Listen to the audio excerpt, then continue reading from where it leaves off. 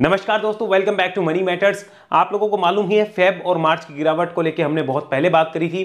ये भी बात करी थी कि कौन से स्टॉक्स पे फोकस करना है। तो उस लिस्ट में एक नाम था हमारा ऐसे स्टॉक्स जो इस गिरावट में गिर नहीं रहे, उन्हें हमें अपने रडार पे रखना है। तो दो ऐसे स्टॉक्स एग्जांपल के लिए आज मैंने लिए हैं ताकि उनको लेकर मैं आपको समझा पाऊं उनमें भी क्या अपॉर्चुनिटीज बन सकती है और उनके जैसे अदर स्टॉक्स आप भी कैसे फाइंड करके देख सकते हो कि इनमें क्या अपॉर्चुनिटीज है। उनको निकालो, उन पे काम करो और उनको देखो, मतलब काम करने का मतलब उन पे अपनी स्टडी करो और उनको देखो कि क्या उनमें कोई मौके बन रहे हैं। अगर हाँ, तो वहां पर डेफिनेटली हमें अपनी ट्रेडिंग या इन्वेस्टिंग पोजीशन अपने रिस्क के हिसाब से बनानी चाहिए। आज ऐसी दो stocks graphite and HEG limited, इन दोनों के ऊपर बात करेंगे। दोनों स्टॉक्स 2016 से 18 के अंदर बहुत फेवरेट थे रिटेलर्स के, और यहां पर आपको ये बता दूं कि उसके बाद में इसमें जो सिचुएशंस हुई थी वो मतलब देखी नहीं जाए। ये वाली जो तेजी थी वो देखने का सबका मन करता है और ये मंदी देखने का किसी का मन नहीं करता। कितने ही साल हो गए, भाव नहीं आते। ये रियलिटी है, जो छोटे टाइम में ज्यादा चलते हैं वो बड़े टाइम में बहुत छोटा चलते हैं। तो टाइमली प्रॉफिट बुकिंग भी जरूरत है। लेकिन अब इन स्टॉक्स में क्या हो सकता है, उन पे एनालिसिस, साथ में आपका किसी स्टॉक के रिगार्डिंग क्वेश्चन हो, कमेंट बॉक्स में बताइए। जल्दी से जल्दी उस पर वीडियो लाने की कोशिश होगी। कमेंट करने में कोई कंजूसी नहीं करनी, बिंदास कमेंट करिए इस स्टॉक पे वीडियो चाहिए, नाम नोट डाउन होता है। जल्दी से जल्दी वीडियो आने की कोशिश मेरी तरफ से रहेगी। एनालिसिस करना मेरा फर्ज है, तो मैं कंप्लीट करूंगा, उसके बाद ही वीडियो ला सकता हूं। आपको जो भी डिस्कशन बताया जाए वो अगर एडवाइजर है आपके साथ तो उसके साथ कंसल्ट करिए, नहीं है तो अपने दिमाग से काम लेकर ही कोई डिसीजन ले। आपके प्रॉफिट और लॉस के लिए आप ही जिम्मेदार होंगे। चलिए करते हैं अब इस पे बात। सबसे पहले हमारे चार्ट पे नजर आ रहा है ग्रेफाइट इंडिया का चार्ट, और इस कंपनी के फंडामेंटल डाटा में नहीं देख रहा, मैं सिर्फ टेक्निकल देख रहा हूं। कुछ बताना चाहता हूं आपको इसके रिगार्डिंग कि ये स्टॉक मेरे रडार पे क्यों आया। पहले इसकी हिस्ट्री देखते हैं। हिस्ट्री समझिए, छोटे टाइम में आप बड़े चले तो बड़े टाइम में देखिए आप कितना छोटा चले हो। अगर किसी ने यहां से ले रखा है और वो लॉन्ग टर्म का डिंडोरा पीट रहे हैं कि लॉन्ग टर्म इन्वेस्टर है, तो लॉन्ग टर्म इन्वेस्टर भाई साहब को पूछो अभी रिटर्न कितना है। सीएजीआर टर्म्स में निकाल के देखना, नॉर्मल रिटर्न ही मिलेंगे। वो 25% सीएजीआर या 20% या 30% सीएजीआर मैक्स, इतना ही मिलेगा, इससे ज्यादा नहीं मिलता है। आपको छोटे टाइम में बड़ा मिला है, it is your duty to take your profit on time. अगर नहीं लेते हो तो गए काम से। अभी देखो इस स्टॉक की जर्नी समझना, यहां पर क्या हुआ है रिसेंट में। यहां पर देखो स्टॉक जो है इस वे में गिरता है और अपनी रेड कैंडल्स जो होती है, जो भी मंथली रेड कैंडल है उसके ऊपर, उसके हाई के ऊपर ग्रीन कैंडल फॉर्म नहीं करता। यहां से देखिए वो ट्रेंड बदलना शुरू हुआ। अब ग्रीन कैंडल के लो के नीचे एक भी रेड कैंडल नहीं बन रही। ये रेड कैंडल ग्रीन कैंडल के लो के नीचे बनी, यहां इसका ट्रेंड खत्म हो गया कि ये गिरावट की तरफ जा रहा है। और उसके बाद देखो अब ग्रीन कैंडल, सॉरी, अब रेड कैंडल के हाई के ऊपर एक भी ग्रीन कैंडल नहीं बन रही। आप देखो कोई भी रेड कैंडल का हाई ले लो, उसके ऊपर एक भी ग्रीन कैंडल नहीं बन रही। आप देखो ध्यान से, ग्रीन कैंडल फॉर्म नहीं हो रही, बढ़िया ग्रीन कैंडल एक भी फॉर्म नहीं होती है। देखो ध्यान से, यहां पर ये ग्रीन कैंडल इस रेड कैंडल के हाई के ऊपर फॉर्म होती है। यहां से अगेन ट्रेंड रिवर्स होता है और देखिए उसके बाद में क्या होता है, आप देख सकते हो। अब वापस जो ग्रीन कैंडल है उसके लो के नीचे कोई भी रेड कैंडल फॉर्म नहीं होती। लो के नीचे आती जरूर है, फॉर्म नहीं होती है। ध्यान देखिए, यहां पर ग्रीन कैंडल के लो के नीचे कोई भी रेड कैंडल नहीं आ रही है, फॉर्म नहीं हो रही है। तो यानी ये शेयर अभी अप ट्रेंड में चल रहा है। सिंपल फॉर्मूला है, फोकस करना होता है, थोड़ा सा देखना होता है, ये हमें पता चला। अब आइए रिसेंट की डेट में, अभी इसका मैं आपके सामने सबसे पहले डेली चार्ट कन्वर्ट करता हूं। इस डेली चार्ट को ध्यान से देखिए। फेब और मार्च में गिरावट है बुरी तरह, हमें पता है। लुक एट दिस स्टॉक, यहां पर ये मार्च का डाटा है, यहां से ये मार्च का, यहां पर इतना डाटा है। आप इस स्टॉक को आज से साल भर बाद देखोगे, आपको याद रहेगा कि मार्च में गिरावट आई थी? नहीं रहेगा। आपको लगेगा इस स्टॉक में तो आई ही नहीं, कुछ भी फर्क नहीं पड़ा। तो ऐसे स्टॉक को रडार पे लेना चाहिए जो गिर नहीं रहे हैं, वो दिखा रहे हैं कि उनकी स्ट्रेंथ है और वो चलने को तैयार हो सकते हैं, या उनमें अप ट्रेंड है तो उनमें एक एसल लगाकर बिंदास काम किया जा सकता है अपने रिस्क के हिसाब से। वो हमें देखना होता है, लेकिन उनको अपने रडार पे रखना जरूर चाहिए। भले ही आप काम नहीं करो, लेकिन लर्निंग के लिए उसे अपने रडार पे रख लो, ताकि नेक्स्ट टाइम ऐसी कोई अपॉर्चुनिटी मिले तो आपसे मिस ना हो। और देखिए, मैं तो ये सिखाना चाहता हूं कि आप सीखो कि फाइंड कैसे करते हैं। फाइंड करना सीख गए ना तो अगली गिरावट में दिक्कत नहीं आएगी। आप खाली दूसरे के ऊपर डिपेंडेंसी रखोगे कि बस स्टॉक का नाम पता चल जाए, स्टॉक का नाम पता चल जाए, पता चल भी गया ना तो भी नहीं कमा पाओगे। तभी कमा पाओगे जब खुद का माइंडसेट क्लियर है कि इसको रखना क्यों है। वरना आप 10 रुपए का प्रॉफिट, 10 रुपए का लॉस देखते ही खत्म हो जाएगी कहानी। तो ये स्टॉक हमारे रडार पे इसलिए आया। इसको कन्वर्ट करता हूं मैं वीकली चार्ट पे। वीकली चार्ट पे इसको समझिए ध्यान से। Look at this, this is the weekly chart. अब आप ध्यान से देखो, मार्च में, फेब में सब कुछ हुआ है। इस स्टॉक में क्या है, साइडवेज और कंसोलिडेशन हो रहा है। यहां पे क्या हो रहा है, कंसोलिडेशन हो रहा है। इसको कोई फर्क पड़ा क्या? कोई फर्क नहीं पड़ रहा। तो ऐसे स्टॉक को फाइंड किया जाता है, ऐसे स्टॉक्स को देखा जाता है कि इनमें क्या हो रहा है। और इनमें रीसेंट के सपोर्ट को देखो। रीसेंट में देखा जाए तो यहां पर लगभग 580 के आसपास, 585 75 के आसपास एक छोटा सपोर्ट है। और बड़े सपोर्ट की बात करूं तो लगभग देखो 500 रुपए के आसपास इसने, ₹500 पे एक साइकोलॉजिकल लेवल भी होगा और एक बड़ा सपोर्ट भी नजर आ रहा है।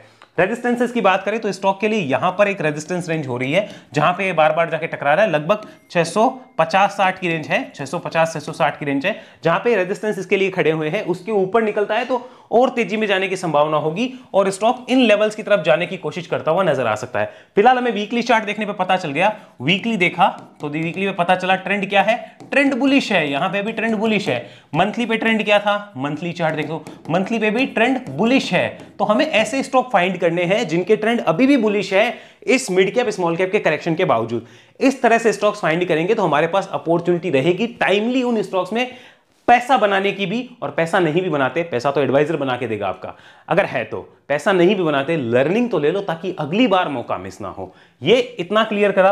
अब आइए यहां पर इसको समझने की कोशिश करिए डेली चार्ट पे। मैं यहां पे इसके सामने आपका डेली चार्ट कन्वर्ट करता हूं और साथ में मैंने आपके यहां लगाई है 200 दिन की मूविंग एवरेज की लाइन। अब इसको ध्यान से देखो, ये अपने 200 दिन के मूविंग एवरेज लाइन को कितना बढ़िया रिस्पेक्ट देता हुआ चल रहा है। ये देखो बिंदास ऊपर जाया जा रहा है, अप ट्रेंड में है स्टॉक डेली चार्ट पे और 200 दिन की लाइन को रेस्पेक्ट दे रहा है। राइट नाउ 200 दिन का लेवल भी 500 के आसपास ही निकल के आ रहा है। तो इस टाइप के स्टॉक्स जब हम फाइंड करके लाते हैं तो हमें पता हो जाता है कि उनके ट्रेंड बुलिश है, वो गिरावट में गिर नहीं रहे, यानी उनकी स्ट्रेंथ शो हो रही है। तो वो स्टॉक जब भी अपने एक इंपॉर्टेंट रेजिस्टेंस को काटे, क्या करते हैं, इंपॉर्टेंट रेजिस्टेंस को काट दे, तो वहां पर क्या बनता है, फ्रेश अपॉर्चुनिटी बनती है। क्या बनती है, फ्रेश अपॉर्चुनिटी बनती है।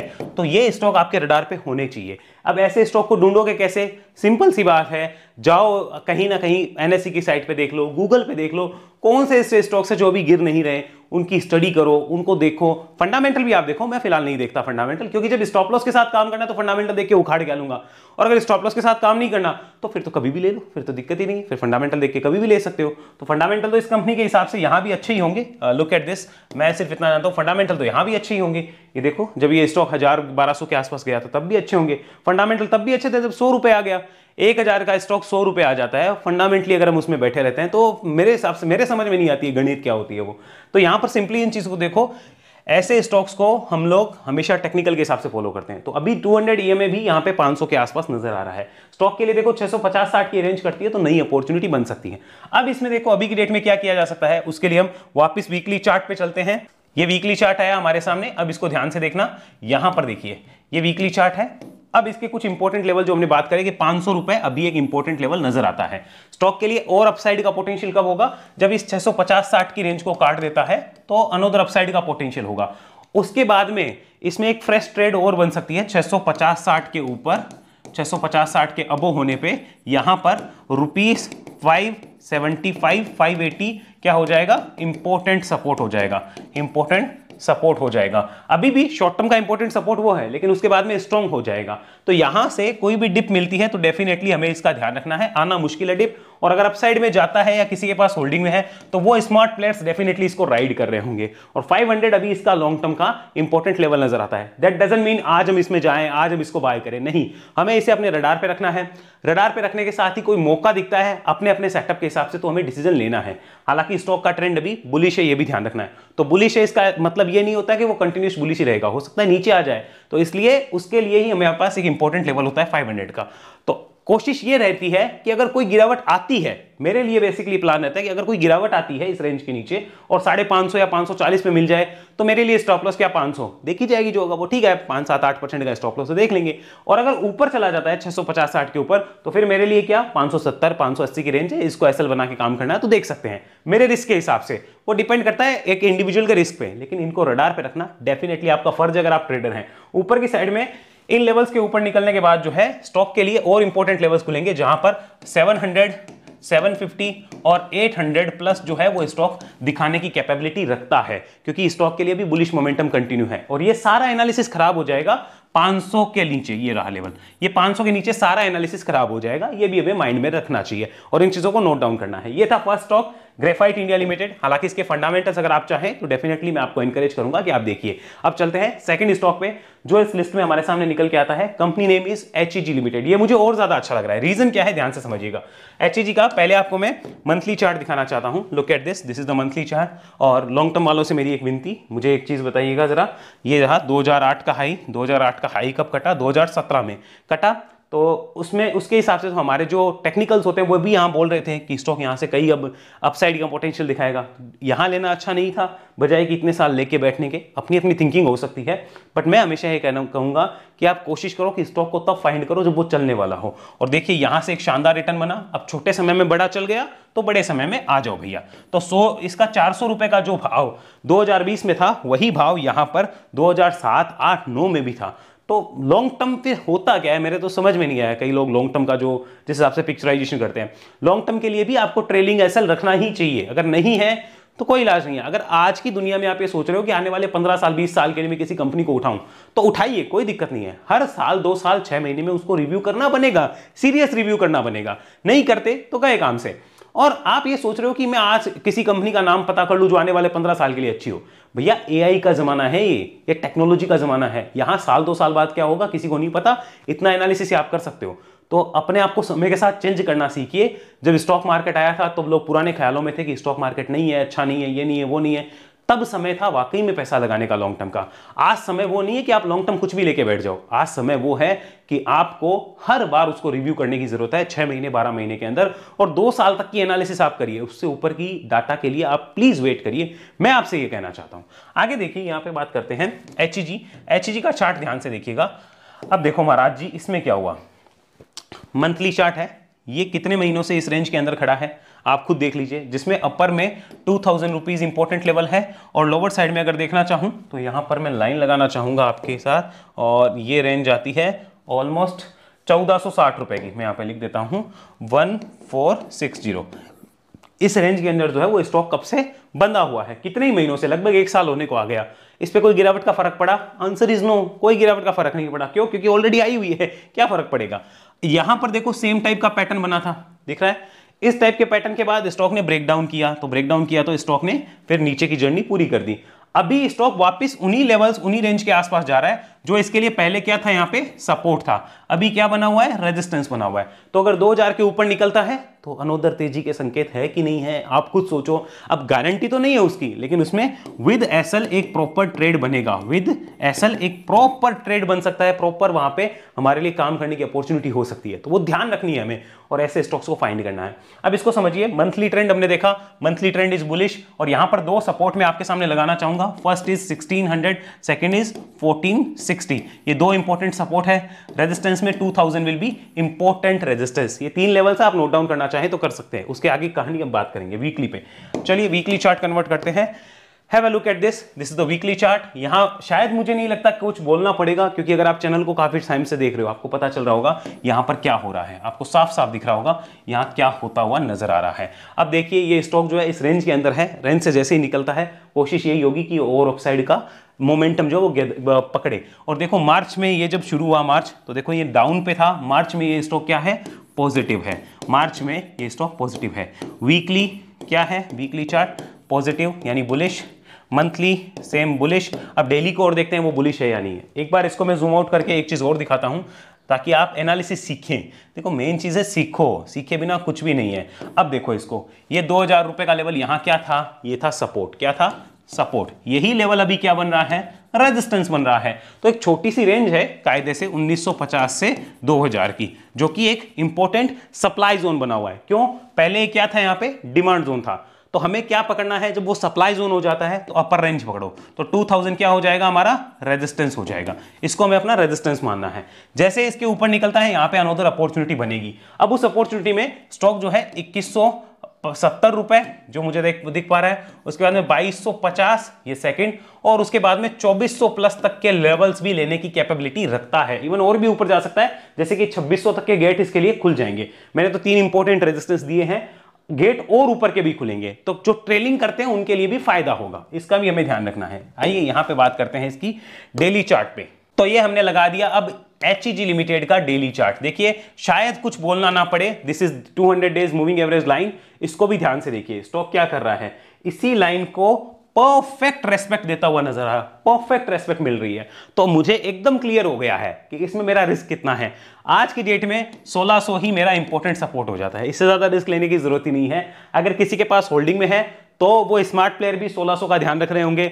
अगर कोई फ्रेश स्मार्ट प्लेयर एंट्री कर रहे हैं तो वो भी 1600 का ध्यान रख रहे होंगे। तो मुझे रिस्क क्लियर पता चल गया यहाँ पे कि ये मेरा रिस्क है। अब रिवॉर्ड की बात करते हैं तो वो एक्चुअल में ओपन होगा 2000 के ऊपर, और उसके बाद में शायद वो 2200, 2400, 2600, 2800 कितना भी जाए, उसमें मुझे क्या करना होगा, TSL यूज करना होगा। TSL मतलब ट्रेलिंग स्टॉप लॉस, वो यूज करना होगा और अपने रिस्क के हिसाब से उसको राइड करते रहना चाहिए।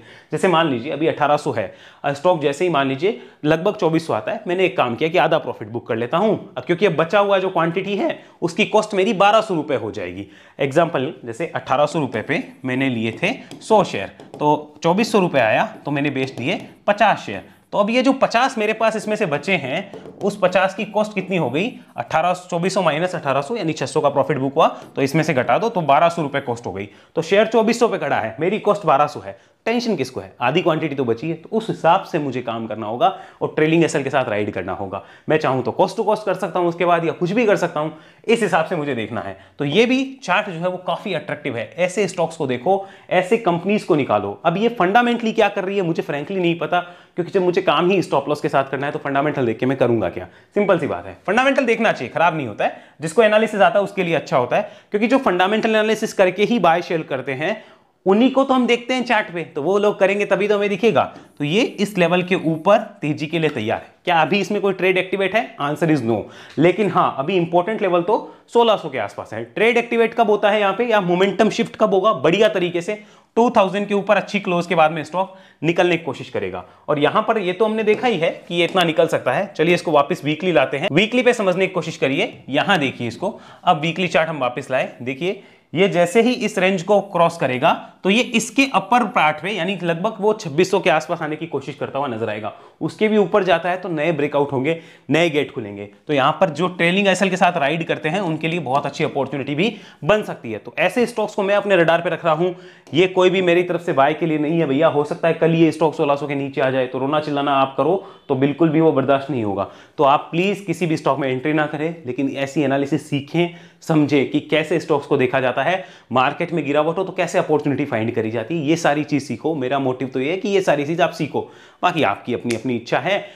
कईयों को संतुष्टि होती है, कईयों को संतुष्टि नहीं होती है। 90% जनता हमेशा उन चीज़ों को अप्रिशिएट करती है, लेकिन 10% कुछ ऐसे भी प्राणी होते हैं जो कभी संतुष्ट हो ही नहीं सकते। लेकिन मेरा मोटिव रहता है कि वो 90% जनता इन चीज़ों को सीखे, सीख के आगे बढ़े, ताकि उनके लाइफ में हमारी तरफ से कुछ तो बदलाव का योगदान हो। जब स्टॉक मार्केट की इतनी नेगेटिविटी है कि हर आदमी आपको बस सपने दिखाता है, एक दिन में करोड़पति, 2 दिन में, जो कि रियलिटी नहीं है। सालों लग जाते हैं, यहाँ पे सपने बेचे जाते हैं। मैं उन सपनों के हमेशा खिलाफ रहा हूँ और मैं ये चाहता हूं कि थोड़ी सी पॉजिटिविटी हम ला पाएं और आपको दिखा पाएं कि एक्चुअल में यहाँ मार्केट में काम कैसे किया जाता है और हम किस तरीके से अपनी थिंकिंग को सुधार कर मार्केट को अच्छे से ट्रेड या इन्वेस्ट कर सकते हैं, बजाय कि दूसरे को दोष देने कि इसने मेरा पैसा डुबाया, उस रिश्तेदार ने बताया, इस दोस्त ने बताया।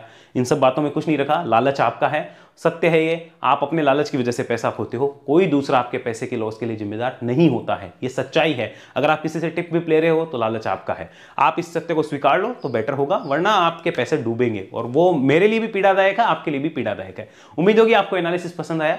वीडियो अच्छा लगे तो लाइक करिए, दोस्तों के साथ शेयर कर देंगे तो मुझे बहुत अच्छा लगेगा।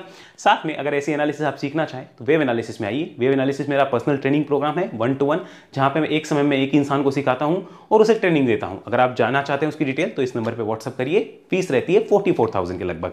बाकी आपको किसी भी तरह से इस चैनल से जुड़ना है तो आप मेंबर्स को ज्वाइन कर सकते हैं। ज्वाइन बटन पर क्लिक करके डायमंड मेंबरशिप या एसटीपी बेनिफिट जो आप लेना चाहते हैं, क्लिक करके देखिए, आपको पता चल जाएगा। और अगर आप चाहते हैं कि हमारे लिंक से अकाउंट खुलवाएं तो आपको अकाउंट ओपनिंग लिंक भी डिस्क्रिप्शन और पिन कमेंट में मिल जाएंगे। अगले वीडियो में मिलते हैं, तब तक के लिए धन्यवाद। जय हिंद, जय भारत।